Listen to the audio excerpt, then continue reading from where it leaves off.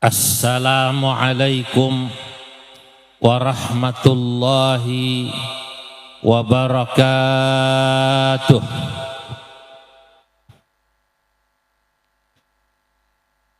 Nahmaduka Allahumma ya Rabb ala ma an'amta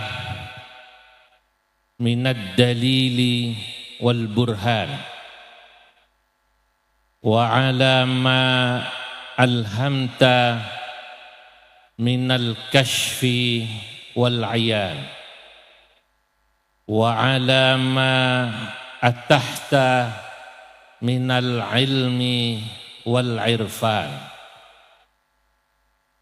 wa na'udzu bika min syarratil lasan wa fudulil hadar kama na'udzu bika min ma'arratil lakan wa fuduhil hasar wa nastaghfiruka min sawqis syubuhat ila suqil khati'at. Wassalatu wassalamu ala sayyidina wa habibina wa syafi'ina wa maulana Muhammadin wa ala alihi wa ashabihi ajma'in, amma ba'du. Hadratal muhtaramin, para alim ulama, para habaib, wabil khusus yang mulia panjenenganipun Kiai Haji Syihab dan Kiai Haji Zaim Ahmad Maksum selaku keluarga besar Pondok Pesantren Kauman Lasem yang datang khusus Gus Zaim ke kediaman kami di Jakarta sekitar beberapa waktu yang lalu, yang sama-sama kita muliakan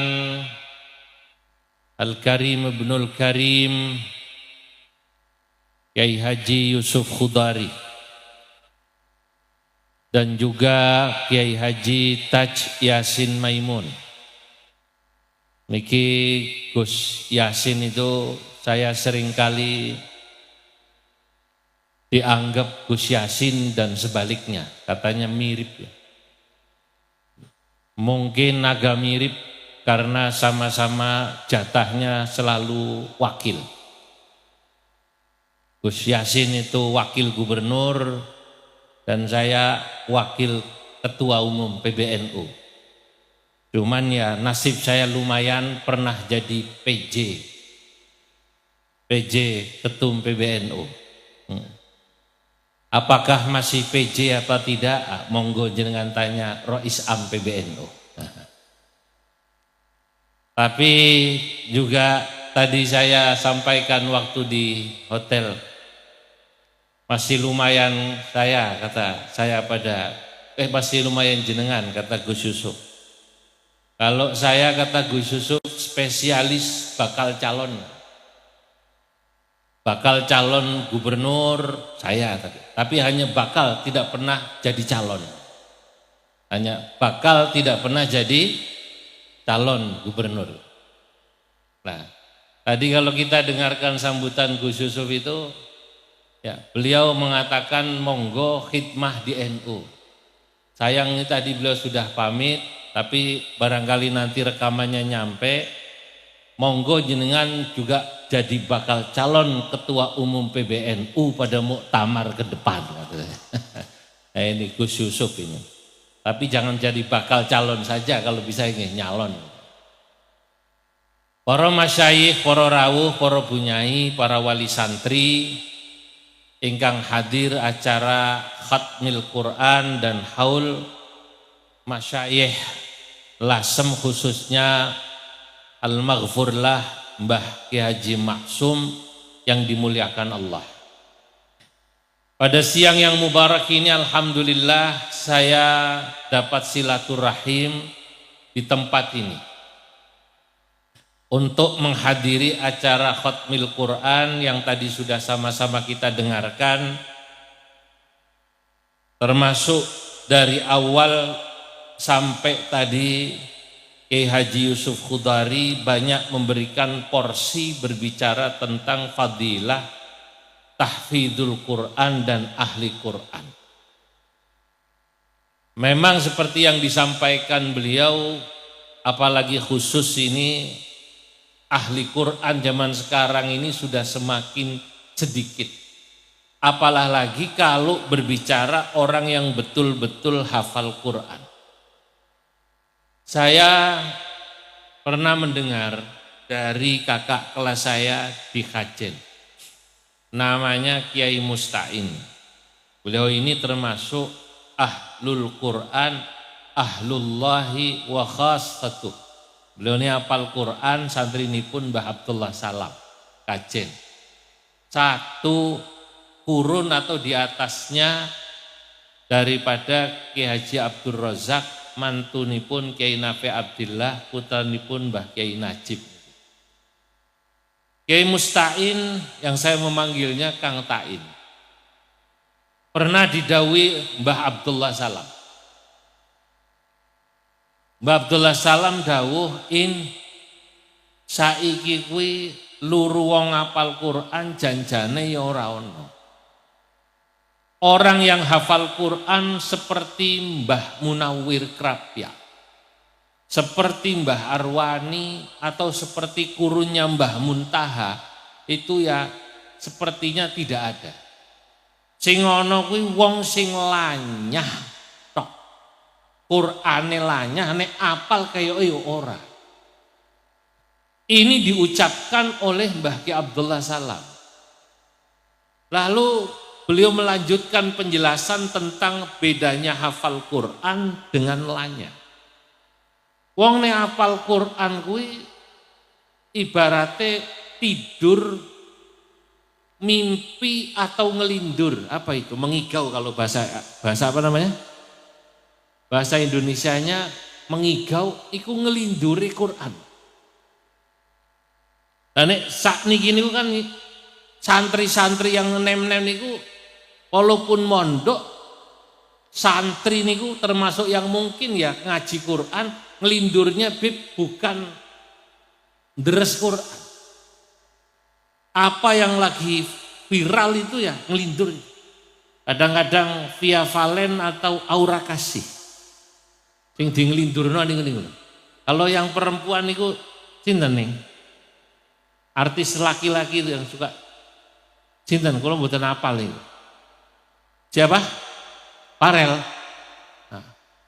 Nah, kalau orang yang hafal Quran itu ngelindurnya itu ngaji Quran. Orang yang hafal Quran itu menurut Mbah Abdullah Salam ibarat dia bangun tidur tak suruh baca ayat, nggak pakai kemudian mikir lama seperti baca Fatihah di ayat manapun, potongan manapun, itu hafal Quran. Lah ini yang sekarang sulit mencari. Lah ini baru hafal, belum memahami isi kandungan Al-Quran. Maka betul apa yang disampaikan oleh Kiai Yusuf Khudari, panjenengan tadi yang sudah diwisuda khotimat ya, yang hafal Quran ini khotimat ya, jangan bangga dulu, kalau bisa dilanjutkan sampai pada tahap memahami isi kandungan Al-Quran. Memang orang Indonesia ini saya mau cerita Bu Nyai, para yai, ada sedikit perbedaan dengan orang-orang di negara-negara Timur Tengah. Orang Indonesia itu kadang-kadang ada santri yang hafal Quran, tapi memahami isi Quran boten saged. Atau santri-santri yang pinter-pinter baca kitab, tapi mboten hafal Quran. Yang dua-duanya memiliki, mungkin jumlahnya tidak banyak.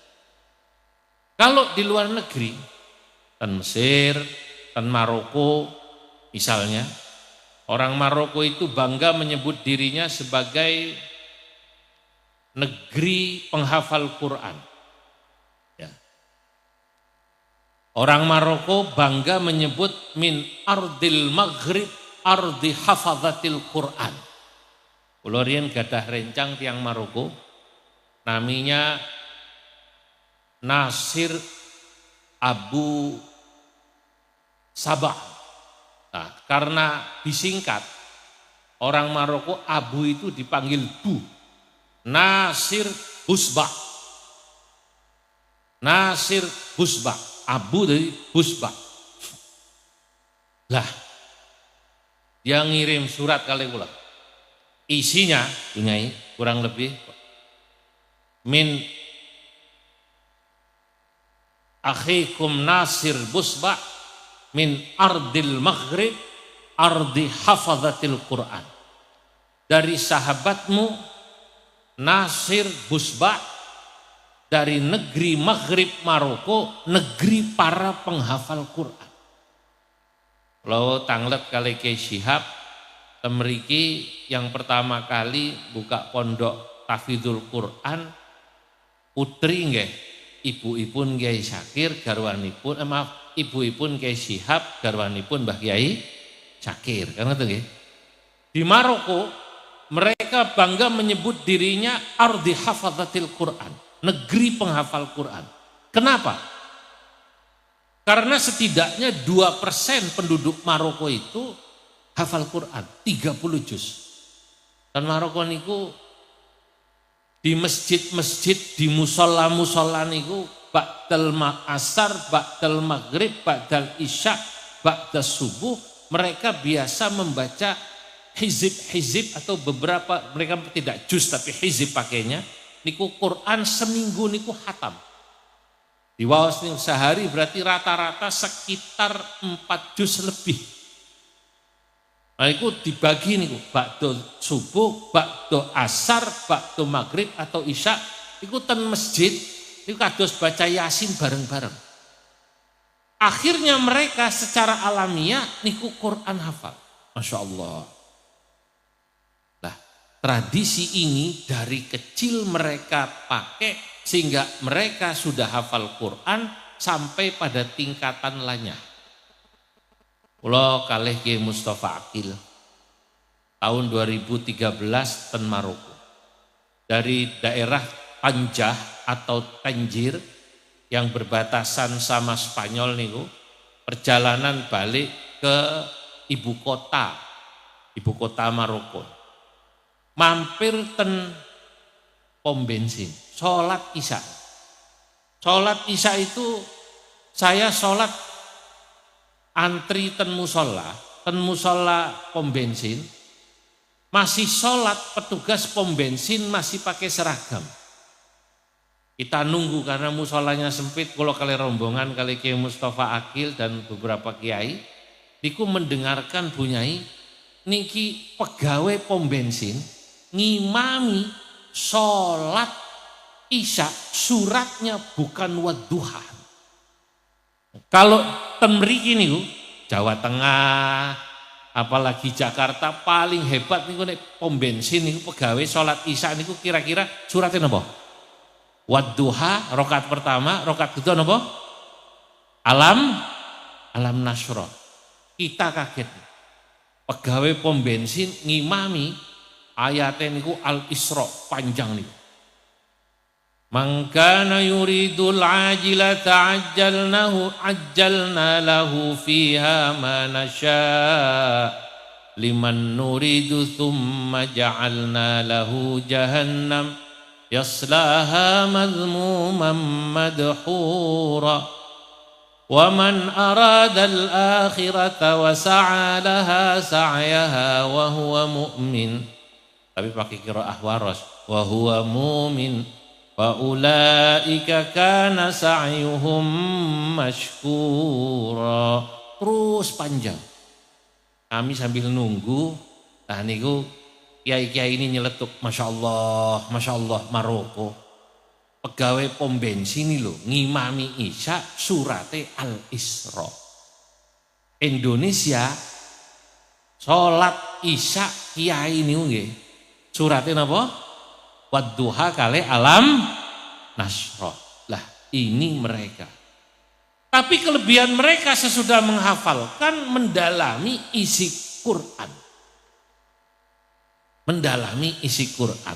Nah maka tadi santri-santri mriki kalau bisa sesudah hafidhah dilanjutkan memahami Al-Quran. Itu betul apa yang disampaikan beliau. Yang kedua, saya datang kemari ini niat nyambung sanad dan sekaligus ngalap barokah. Kenapa? Sebagai bagian daripada pengurus di PBNU, menurut saya sudah semestinya pengurus di PBNU, pengurus besar PBNU levelnya yang pimpinan harus datang sowan ke Lasem, apakah di Mbah Maksum, apakah di Mbah Baidawi, apakah di Mbah Khalil Masyhuri, pengurus PBNU harus hadir sowan hall ketiga beliau ini. Kenapa? Karena ketiga beliau ini adalah ulama Lasem yang sudah tercatat dalam sejarah 3 serangkai ulama Lasem yang ikut menjadi pendiri Nahdlatul Ulama dan ditulis ten Masjid Lasem niku. Betul apa tidak? Saya kemarin memperhatikan Mbah Kiai Maksum, Mbah Kiai Khalil, Mbah Baidawi adalah pendiri Nahdlatul Ulama dari Lasem. Khalilun wa Maksumun muassisu nahdlatin qarinun li Baidawi masyayikhul Lasmin. Benar apa tidak itu, Bib? Khalilun wa Maksumun muassisu nahdlatin qarinun li Baidawi masyayikhul Lasmi nafuzu bihim dunya wa ukhra li baldatin wa hal karraral asyakhu durran li mausimi. Khalilun Kiai Khalil Masyhuri, mbahnya Gus Koyum, menantu daripada Mbah Abdus Salam Kajen, atau kakak ipar daripada Kiai Mahfud, abahnya Kiai Sahal, atau kakak ipar daripada Kiai Abdullah. Nggih. Ini adalah pendiri Nahdlatul Ulama, wa Maksumun dan Mbah Maksum. Muassisun Nahdlatin adalah pendiri Nahdlatul Ulama, qarinun li Baidawi, yang satu kurun sahabat dekat dengan Baidawi, nggih. Masyayikhul Lasmi, beliau adalah di antara masyayikh Lasem, di antara. Karena kita tahu masyayikh Lasem banyak, di antaranya wonten Mbah Kiai Mustafa, gurunya Mbah Ali Mahrus yang memberi ijazah Hirzul Jausan.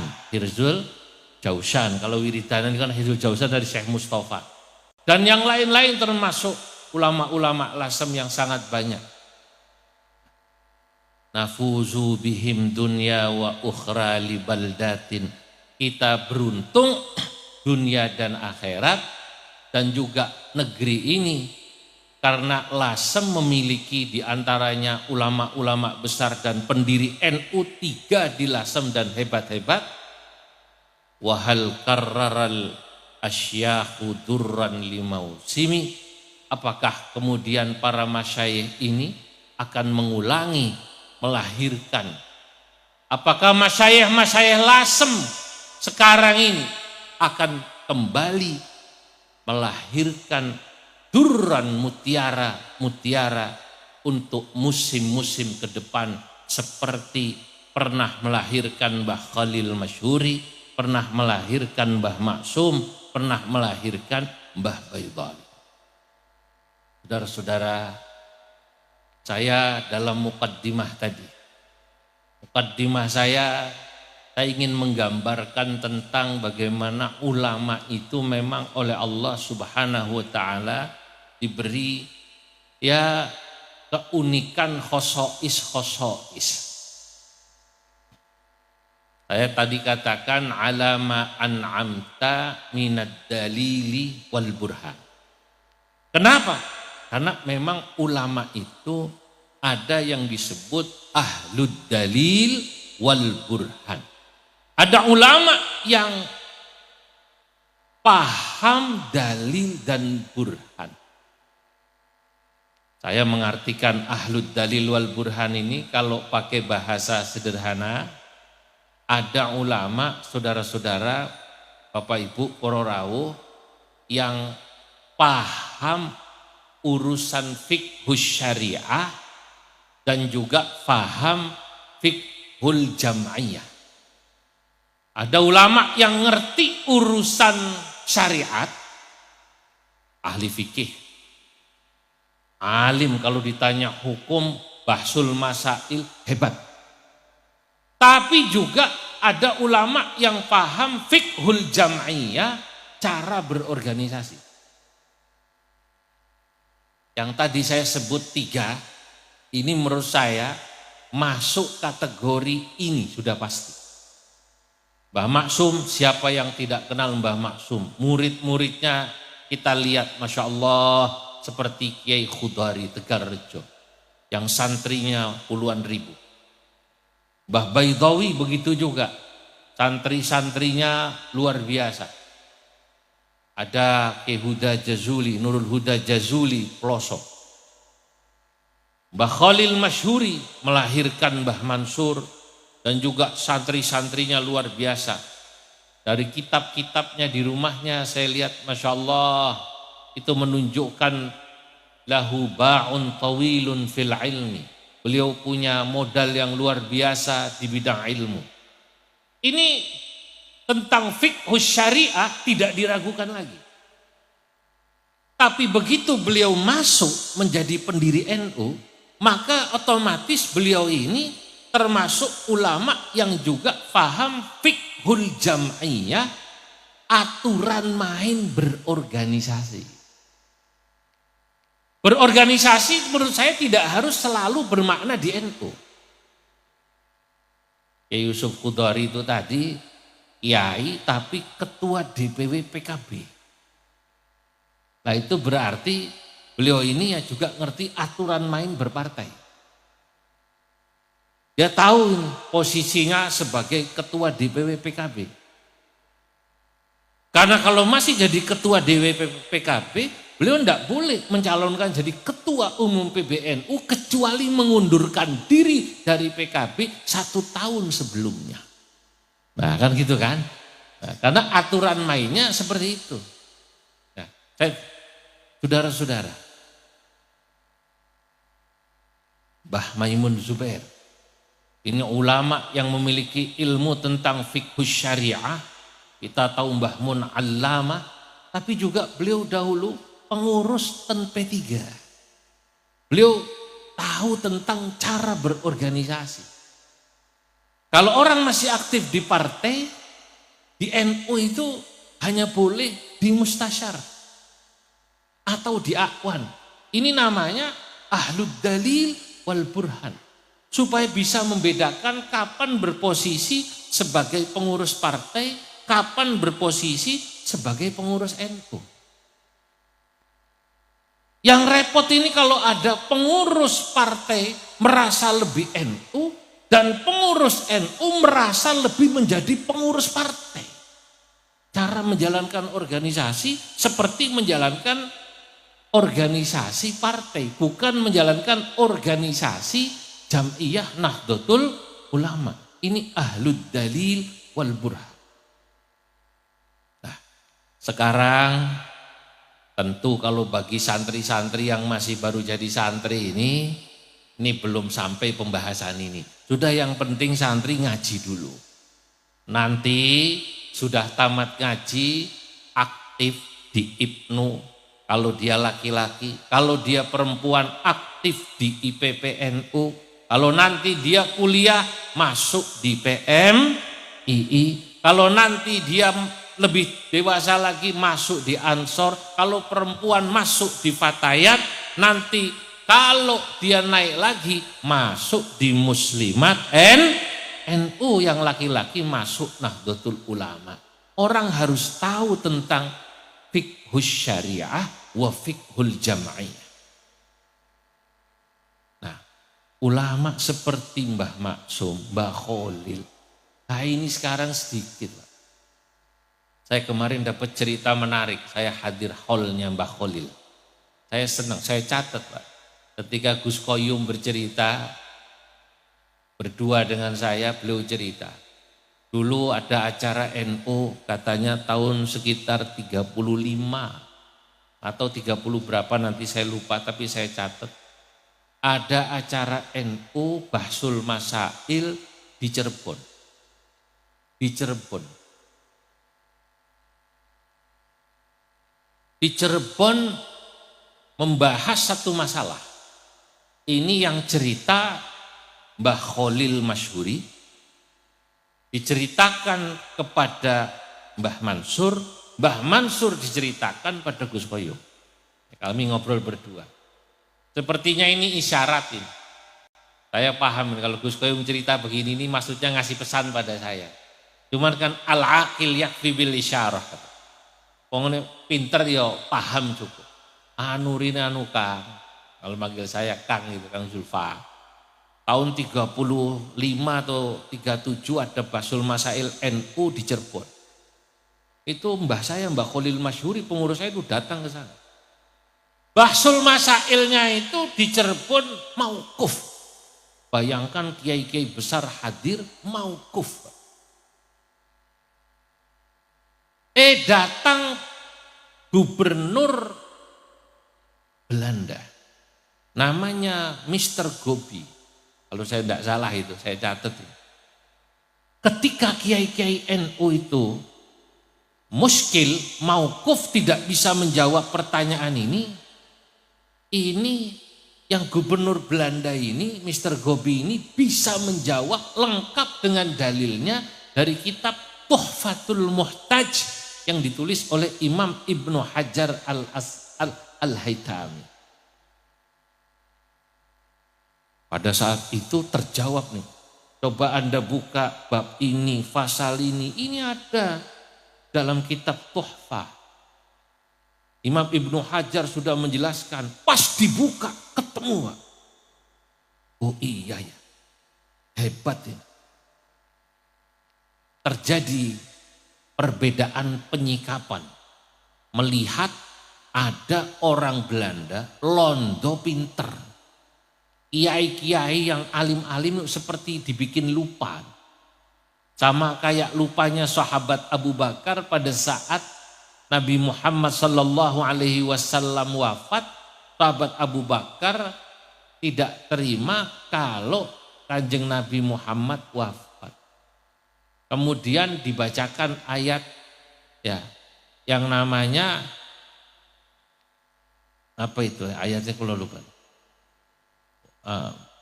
Wa ma Muhammadun illa rasul qad khalat min qablihir rusul afa immata au qutilang qalabtum ala aqabikum ya gitu ya.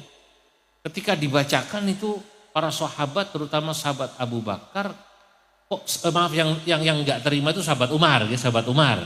Lalu dibacakan ayat ini baru kemudian ingat, ya Allah, saya kok jadi lupa ayat ini. Kiai-kiai sama persis nih. Ketika muskil mauquf enggak bisa jawab, yang jawab malah gubernur Belanda. Mr. Gobi. Gubernur Belanda ini bahasa Arabnya hebat, kitabnya top. Di Belanda itu dulu memang secara khusus mengirimkan kader-kadernya ngaji. Termasuk dulu kadernya yang sangat terkenal ngaji itu Snok Hogronya. Panderplas. Senok Hogronya itu ngaji di Mekah, ketemu mbah saya, namanya Abdullah mbah saya. Mbah saya Abdullah, adiknya Syekh Nawawi, bungsu. Ya, Syekh Nawawi Al-Bantani niku kakak mbah saya. Syekh Nawawi Barab, Abdullah niku bungsu. Kata Senok, aku temu karo adik Syekh Nawawi ngaji bareng di Mekah. Adik Syekh Nawawi ini ngaji karo Syekh Nawawi 16 tahun. Karena Abdullah, Syekh Nawawi kemudian mensyarahi kitab Riyadul Badi'ah, At-Timarul Yani, Ar-Riyadul Badi'ah ala Timaril Yahni'ah. Apa kuwale ya, saya lupa. Gara-gara ini. Lah ini yang namanya Senok Hogronya top. Bahasa Arabnya hebat. Belajar khusus di Leiden. Sampai ke Mekah, dia hafal kitab-kitab yang tadi saya sebut. Tuhfatul Muhtaj, Nihayatul Muhtaj, Mughnil Muhtaj, dibaca lengkap. Nah, tapi Syekh Nawawi ketemu orang seperti Senok, biasa-biasa mawon, boten gawok, tidak heran. Lah, yang terjadi kata Mbah Khalil Harun, bukan Mbah Khalil Harun, Mbah Khalil siapa tadi? Masyhuri, mbahnya Gus Koyum, saat di Cirebon itu ada perbedaan penyikapan pada saat ada seorang gubernur Belanda, hebat kitabnya, bisa menjawab pertanyaan yang ulama-ulama NU yang hebat-hebat itu mauquf dari kitab Tuhfatul Muhtaj. Kalangan NU muda pada saat itu terkagum-kagum. Terkagum-kagum. Wah, ini melihat ono londo pinter terkagum-kagum, mulai seneng berhubungan sama Belanda yang kayak gini. Berarti hebat di londo ini. Top di londo ini. Nah, saudara-saudara, yang sepuh-sepuh biasa saja. Ora iki, wong iki senajan pinter ora Islam tenanan iki. Walaupun baca kitabnya hebat, bukan Islam beneran. Ketika terjadi perdebatan, iki Islam beneran apa bukan? Disitulah kemudian Mbah Hasyim Asy'ari. Nah, kata-kata Mbah Hasyim Asy'ari ketika terjadi perdebatan hebat lah. Kalau zaman sekarang itu seperti perdebatan yang terjadi di PBNU inilah. Iki Zionis apa dudu kan gitu ya. Sekarang ini lagi rame bab begini nih. Zionis apa bukan, Islam beneran apa bukan, Yahudi apa bukan. Mbah Hasyim itu cara jawabnya cukup dengan satu ayat. Famalakum fil munafiqina fi'ataini wallahu arkasahum bima kasabu. Pakai ayat. Ya Allah, ulama-ulama yang tadi ahlud dalil wal burhan seperti Mbah Hasyim itu cara menyelesaikannya cukup pakai ayat. Kula nggih tanglet sama Ki Afifuddin Muhajir pada saat beliau ya memutuskan rapat syuriah PBNU yang rame itu tanggal 20 November. Dan itu juga jawaban beliau kepada banyak ulama. Pada saat ditanya, kenapa kok panjenengan memutuskan keputusan yang diputuskan tanggal 20 November itu? Karena kan rapat Rais Am dan dua wakil Rais Am. Ya karena ada masalah. Masalahnya secara umum sudah disampaikan. Ngaten nggih? Masalahnya secara umum bisa dibaca dalam surat. Tapi itu kan global Kiai.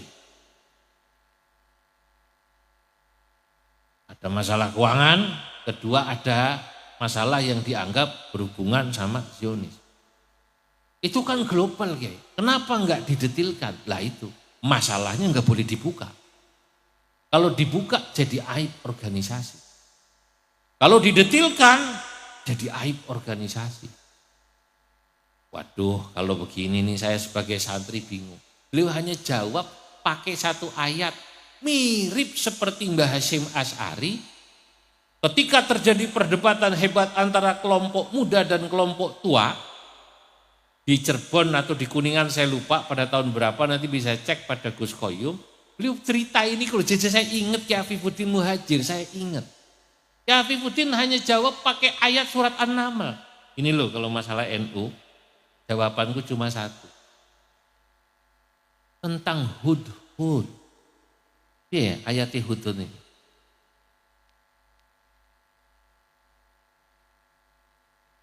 Famakatha ghaira ba'idin faqala ahattu bima lam tuhib bihi waji'tuka min saba'in binaba'i yaqin.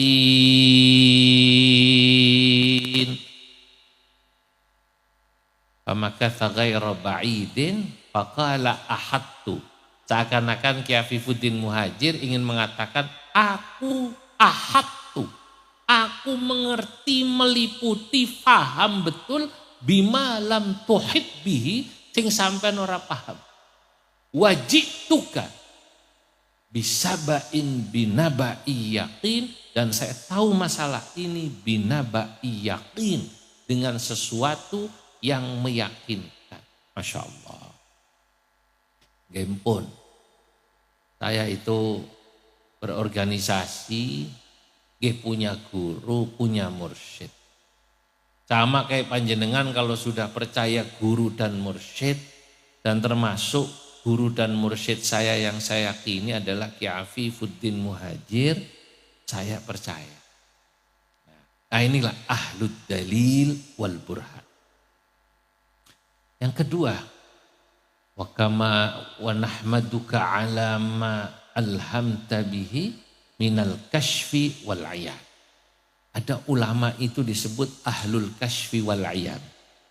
Ini orang-orang yang ketika melihat sesuatu menggunakan kasyaf wal ayan. Fikihnya bukan fikhus syariah wa fikhul jam'iyah. Fikihnya, pengetahuannya itu adalah fikhul basirah. Fikhul basirah. Sudut pandangnya itu adalah sudut pandang mata batin. Dan ini di NU. Kalau zaman dulu banyak. Mungkin beliau bukan pengurus NU. Atau disebut NU kultural lah.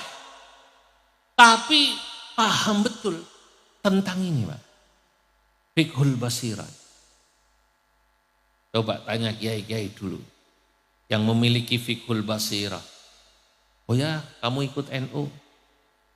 Itu cukup kalau zaman sekarang itu kan, walaupun beliau tidak langsung aktif di organisasi seperti Syekhona Khalil ketika memberi izin kepada Mbah Hasyim Asy'ari mendirikan NU menggunakan tongkat dan tasbih. Tentu beliau memberikan tongkat dan tasbih restu pada Ki Hasyim Asy'ari mendirikan NU sudah melalui satu proses basirah, dan kemudian basirahnya itu ditunjukkan dalam tongkat dan tasbih. Cukup. Itu dulu. Nah, sekarang apakah masih ada ulama-ulama kita yang memiliki fiqhul basirah yang mendalam? Saya kok percaya masih ada. Cuma jumlahnya dikit. Jumlahnya sedikit. Oke, kalau saya ditanya nih. Nah, tadi beberapa kiai, tolong kiai jelaskan kenapa jenengan kok mau menerima amanah ini nih Kiai Ishak. Salah satunya ya selain ukuran fiqhul jam'iyah, ukuran fikih organisasi, karena memang dalam berorganisasi ada aturan 1-2, dan itu saya yakini walaupun mungkin bisa debatable, ijtihadiyah, tapi saya juga menggunakan fiqhul basirah. Ada alasan rasional, ada alasan moral, ada alasan spiritual. Kenapa saya kemarin mau ditunjuk pada saat di Jakarta pleno tanggal 9 Desember. Nah, saya jelaskan itu. Ada alasan rasional itu akal ya.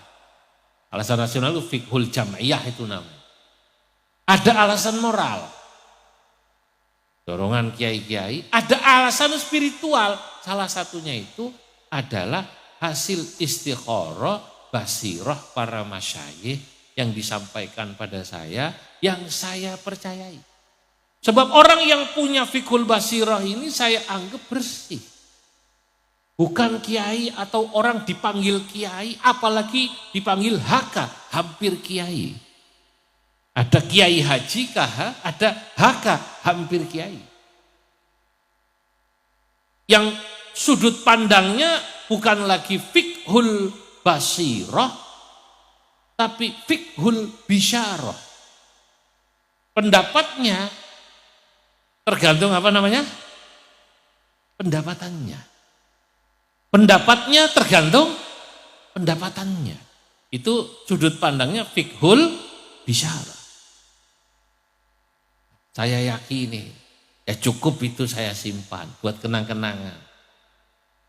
Pun kata Mbak As'ad ambil. Sudah diistikharai Kiai Azai. Disampaikan kepada Kiai Afif, ya Kang Zulfa ambil. Saya pegang. Dari ulama-ulama ahlul kasyfi wal ayan. Baru yang terakhir, wa kama atahta minal ilmi wal irfan, ada ulama jenis gabungan keduanya, Pak. Beliau itu memiliki fiqhul syariah, fiqhul jam'iyah kuat, sekaligus memiliki fiqhul basirah. Nah, ulama yang tipe 2 ini tergabung itu jenis ketiga. Saya menyebutnya ahlul ilmi wal irfan. Zaman akhir ini cari ulama yang alim, zuhud, waro, sekaligus paham organisasi, yang bersih hatinya, jenengan carilah. Jadikan beliau menjadi Rais Am PBNU. Jadikan beliau menjadi ketua umum PBNU. Saya orang ngerti duit-duit yang nyaknah itu, Bib. Kalau bahasanya Bib Umar Mutahar apa namanya? Nyaknah yang gak jelas niku. Cari.